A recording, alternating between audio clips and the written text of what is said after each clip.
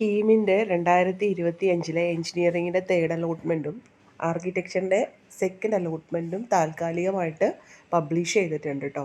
അപ്പോൾ നിങ്ങൾക്ക് ഈ കാൻഡിഡേറ്റ് പോർട്ടലിന് മുകളിലായിട്ട് താൽക്കാലിക അലോട്ട്മെൻറ്റ് എന്ന് പറയുന്ന ലിസ്റ്റ് ക്ലിക്ക് ചെയ്തിട്ടുണ്ടെങ്കിൽ നിങ്ങൾക്ക് അത് ഉണ്ടോ എന്നുള്ളത് കാണാനായിട്ട് സാധിക്കും കേട്ടോ.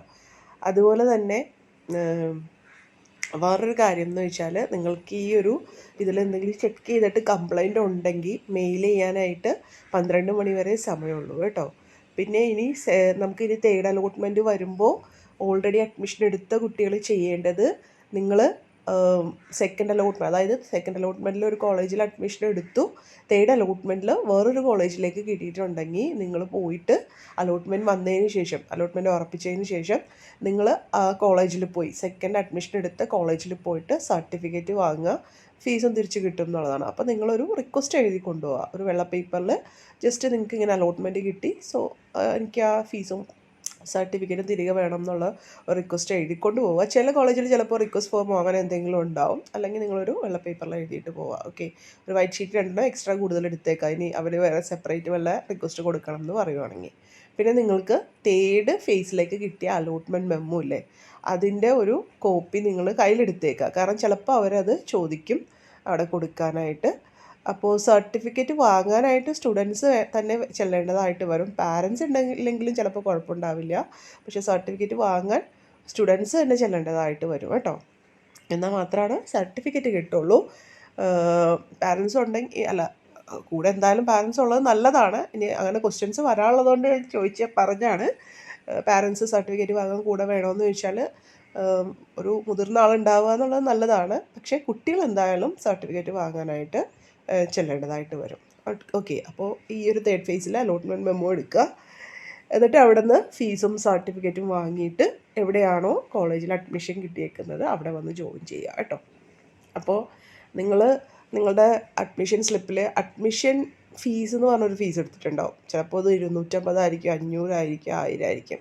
ആ ഒരു ഫീസ് ഒഴിച്ച് ബാക്കി എല്ലാ ഫീസും സാധാരണ തിരിച്ച് നൽകാറുണ്ട്. എൻട്രൻസ് കമ്മീഷർക്ക് അടച്ച ഫീസ് അത് ആ കോളേജിൽ അത് ഇതാക്കിക്കോളും കേട്ടോ. അപ്പോൾ അത് നിങ്ങൾ കോളേജിൽ കൊടുത്ത ഫീസാണ് തിരിച്ചു നൽകുന്നത്. എൻട്രൻസ് കമ്മീഷണർക്ക് അടച്ച ഫീസ് അടുത്ത കോളേജിൽ ചെല്ലുമ്പോൾ അത് ഓക്കെ ആയിക്കോളും കേട്ടോ. അപ്പോൾ ആ കോളേജിൽ എത്ര ഫീസ് ഉണ്ടെന്ന് നോക്കുക കേട്ടോ.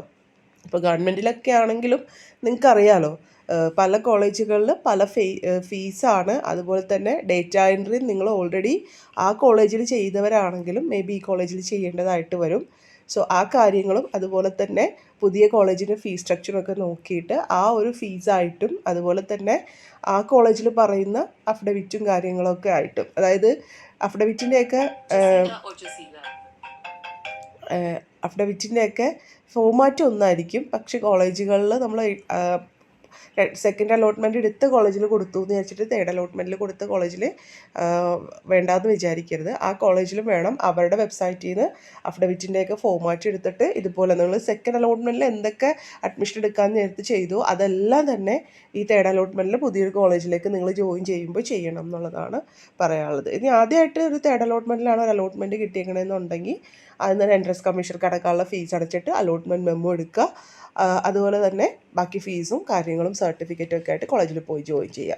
ഒരു കാര്യം ഓർക്കണം, നിങ്ങളിപ്പോൾ ഫസ്റ്റ് അലോട്ട്മെൻറ്റിൽ ഒരു അലോട്ട്മെൻറ്റ് കിട്ടിയവരാണെങ്കിലും സെക്കൻഡ് അലോട്ട്മെൻറ്റിൽ ഒരു അലോട്ട്മെൻറ്റ് കിട്ടിയവരാണെങ്കിലും തേർഡ് അലോട്ട്മെൻറ്റിൻ്റെ അലോട്ട്മെൻറ്റ് മെമ്മോ ആണ് നമുക്ക് കോളേജിൽ പോയി ജോയിൻ ചെയ്യാനായിട്ട് വേണ്ടത് കേട്ടോ. അത് പിന്നെ സെയിം കോളേജിൽ തന്നെ കോഴ്സ് മാറി കിട്ടിയേക്കണവർ, ഇപ്പോൾ ചിലപ്പോൾ ഈസി കിട്ടിയിട്ട് CS മാറിയേക്കുന്നവരുണ്ടെങ്കിൽ ആ കോളേജിൽ വിളിച്ച് ചോദിക്കുക, നിങ്ങൾ വന്ന് അഡ്മിഷൻ എടുക്കേണ്ട ആവശ്യമുണ്ടോ, അല്ലെങ്കിൽ ഓട്ടോമാറ്റിക്കായിട്ട് അത് ഓക്കെ ആയിക്കോളൂ എന്നുള്ള കാര്യം ആ കോളേജിൽ വിളിച്ച് ചോദിക്കുക കേട്ടോ. ചില കോളേജസ് ഇങ്ങനെ സെയിം കോളേജ് തന്നെയാണ്, ബ്രാഞ്ച് ചേഞ്ച് ആണെങ്കിൽ ചെല്ലാനായിട്ട് പറയാറില്ല, ചിലവർക്ക് ചെല്ലേണ്ടതായിട്ട് വരും. അപ്പോൾ അത് നിങ്ങൾക്ക് ഇപ്പോൾ ഏകദേശം ഈ ഒരു അലോട്ട്മെൻറ്റ് താൽക്കാലികം വന്നപ്പോൾ അറിയാമല്ലോ നിങ്ങൾക്ക് ഇപ്പോൾ ഏത് കോളേജിലേക്കാണ് കിട്ടിയേക്കണേന്നുള്ളത്. അതൊരു കൂടുതലൊരു 99% ഏകദേശം ഇത് തന്നെയാവാനാണ് സാധ്യത ഉള്ളത്. അപ്പോൾ കോളേജൊക്കെ നിങ്ങൾക്ക് മനസ്സിലായല്ലോ. അപ്പോൾ ഈ പറയണ പോലെ അങ്ങനെ സെയിം കോളേജ് തന്നെ വേറെ കോഴ്സുള്ളവർ അങ്ങനെ വിളിച്ച് ചോദിക്കുക. ബാക്കി കാര്യങ്ങൾ എന്തെങ്കിലും ഇപ്പോൾ അഡ്മിഷൻ അല്ലെങ്കിൽ സർട്ടിഫിക്കറ്റ് വാങ്ങുന്നതിനെ പറ്റിയിട്ട് വല്ല കൺഫ്യൂഷനോ അങ്ങനെയുള്ള കൺഫ്യൂഷനോ ഒക്കെ ഉണ്ടെങ്കിൽ അതത് കോളേജായിട്ട് കോൺടാക്റ്റ് ചെയ്യുക കേട്ടോ, സർട്ടിഫിക്കറ്റുകളെ പറ്റിയിട്ടോ ഡേറ്റ എൻട്രീനെ പറ്റിയിട്ടോ. അപ്പോൾ ഞാൻ പറയുന്നത് നിങ്ങളിപ്പോൾ സെക്കൻഡ് ഫേസിൽ ആ കോളേജിൽ ഡേറ്റ എൻട്രി ചെയ്തവരാണെങ്കിലും തേർഡ് ഫേസിൽ വേറൊരു കോളേജ് ആണെങ്കിൽ അവിടുത്തെ ഡേറ്റ എൻട്രിയും മറ്റേ നമ്മുടെ ആൻറ്റി റാഗിങ്ങിൻ്റെ അഫിഡവിറ്റും ആൻറ്റി ഡ്രഗിൻ്റെ കാര്യങ്ങളും ഒക്കെ നിങ്ങൾ വേറെ പുതിയതായിട്ട് എടുത്ത് കൊണ്ടുപോകേണ്ടതായിട്ട് വരും കേട്ടോ. വീഡിയോ ഇഷ്ടമായെങ്കിൽ ലൈക്ക് ചെയ്യണേ. Take care, stay safe. Thank you.